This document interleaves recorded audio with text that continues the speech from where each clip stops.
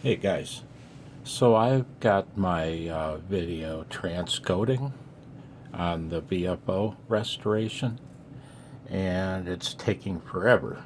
It's been going for 3 hours and it's got just under 6 more to go. So I figured we'd take a look-see. Man, I just looked through the comments section and I cannot find the comment where the fellow asked about the HW-8 restoration. Oh boy.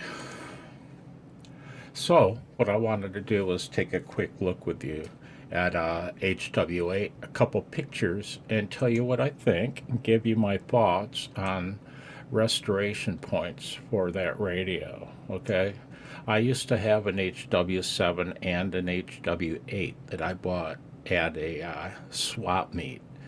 Paid $15 for the pair of them back in the 90s, and sadly they've been lost over the decades during moves and such. So here's the first picture. Okay, let me back out. That's the whole picture, and I want to show you a few things I noticed. If I were you, and you have an HW-8, go away, bar at the top. Really? Come on, man. If I had an HW-8 that I was going to restore, if it's not working, here's a few things I'd check.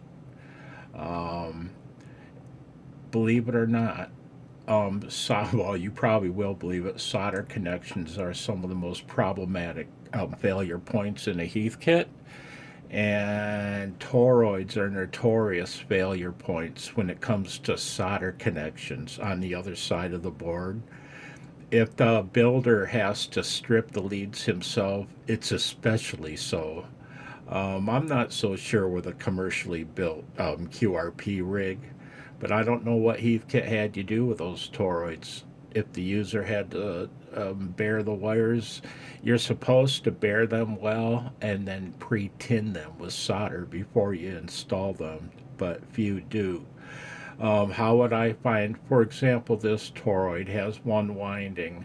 How would I go about troubleshooting that to see if one of those solder connections was intermittent or open? Let's say the solder connection looked a little bit gray and it's suspect. You look close enough and you can sometimes tell that the solder's not attached to the lead.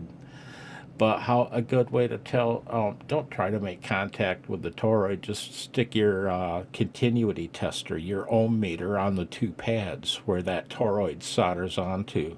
You better see a direct short, or if you don't, it's not connected or it's open. And I've never seen a transformer or inductor like that open. However, that said, speaking of inductors, you get a shorted output transistor. Could a toroid like that short? Nah, probably not. The circuit board trace would roast before that. This type of inductor, though, is very prone to failure. More in a vacuum tube rig than this, where you've got these used as plate chokes. But what do I see on this? This view of the board as a restorer, the electrolytic caps have to go. Everyone in the machine, there's one there. All gotta go. Disc caps, no problem.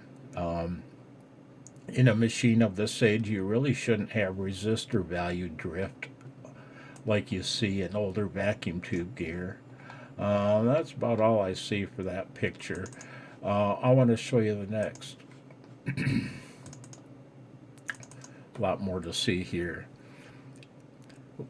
If you're restoring a rig, or if it's yours and it's old, and well, it is old, but if the main tuning knob's getting hard to turn, it's either misaligned. But in this case, I don't think it can be misaligned because I don't really see a 1/4 inch bushing unless it's on this panel. Don't know. If it does have a bushing, it's possible there's a misalignment and causing typically that'll cause slippage in this vernier drive, It's a planetary drive, planetary gear reduction drive. And if that's, those typically get old and scummy with old lubricant. And this El Cheapo drive cannot be disassembled. One from a vintage transmitter or receiver, you can disassemble it and clean it with lacquer thinner and relubricate the balls in it. Gotta have slippery balls, man. So this kind of, what would I do with it if it's old and scummy and hard to turn? I just flush it out as best I can. I'd flush it out real good with lacquer thinner. And I wouldn't do that in the radio lest you destroy your plastic dial or dissolve the ink markings on them. Very easy to do on some old vintage AM tabletop radios and such. The ink is fine if you clean it with alcohol, the dial. Try cleaning it with water and it washes the dial, the markings right away. So I'd wash that out real well with lacquer thinner or Naptha, which is white gas. That's an excellent solvent, man. I use it a lot. And then I'd relubricate it with light machine oil, sewing machine oil. I don't see really anything else. I've got one note of caution for you. And you can destroy a radio, a vintage radio. Do you see them? I've done it. I've destroyed a board. It was in my Heathkit SB101 transceiver. I decided to align it. And I had a fair little selection of alignment tools, but I didn't have the right one. And I think I might see a problem with one of these. You cannot use anything but the correct tool. For if you do, as soon as you start turning that slug in these or this or this to a lesser extent, you can see how thick the ferret is. These, I think I see a crack there and a crack there. You don't use the right tool, that core will instantly crack in half. And then you know what happens when you try to continue turning it? The two halves spread apart, thus gripping the tube, and it refuses. You will never turn that core once it cracks. You will not turn that core.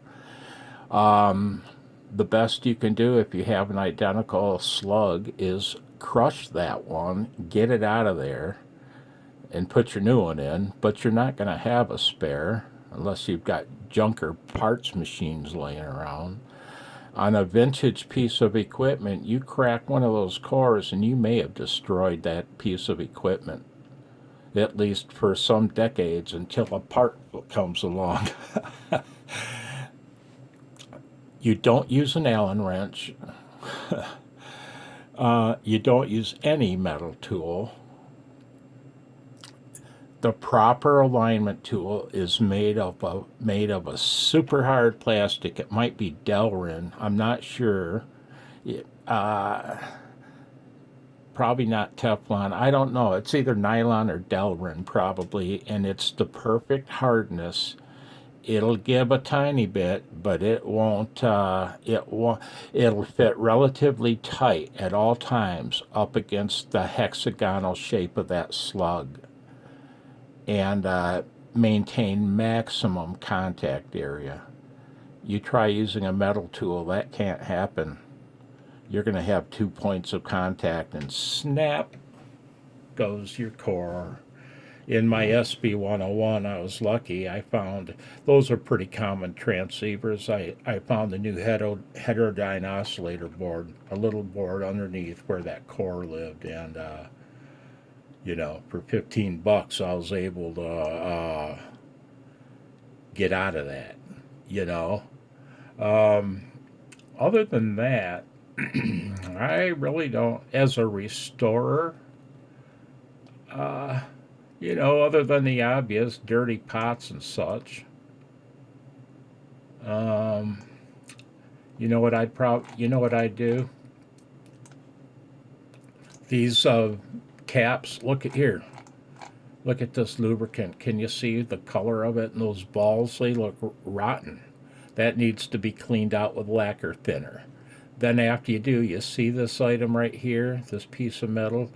It's a contact. It rubs against this piece of brass, as does this one that my mouse pointer is touching. You want that clean. Rinse it out with contact cleaner or naphtha or lacquer thinner. It doesn't matter. Anything works. And then, believe it or not, relubricate it. You want to put a tiny amount of oil on there. And the shaft ends in a divot in the back part of the frame here. Drop of oil. These ball bearings, personally, I don't use grease. I just oil them.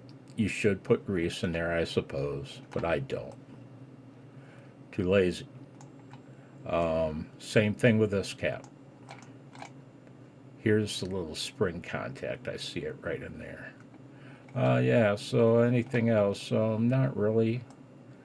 This is a solid state unit and it doesn't share a lot of the troubleshooting or a lot of the restoration tips that I'd have to share with a vacuum tube piece of equipment like that Heathkit line, my general class dream station from 1968. I'll have a lot more tips in that for you. This type of trimmer cap, it's not really a trimmer cap, small air variable. This piece of metal here is the contact that maintains contact with that router. Clean it.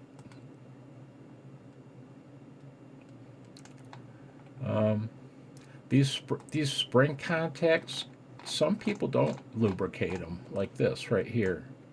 Right here, I do like to. I like to put a drop of oil, a tiny drop right there. To each his own. I don't see the voltage regulator in here. It must not use a TO220 style package. Don't know where the voltage regulator is. That's your output PA. Generally, they put them relatively close to the input, to the power input jack. Just not seeing it. The output PA runs it. It's not regulated. It runs at the input VCC. Yeah, I don't know. Otherwise, if it had a TO220 style regulator, screwed to the side here with 3 wires that come off and attach to the board, I'd suggest unmounting it and replacing the heatsink compound. You might, on that subject, you might want to do that with this heatsink on the output transistor of your HW-7 or HW-8. Put new heatsink compound on that. Those transistors can roast. Actually, they can get pretty hot. Now, those are the end of my tips for an HW-7 or HW-8 because I don't have one. I'm going to pause you. Check this radio of mine out, man. Here, let me wipe the dust off. I recommend your socks.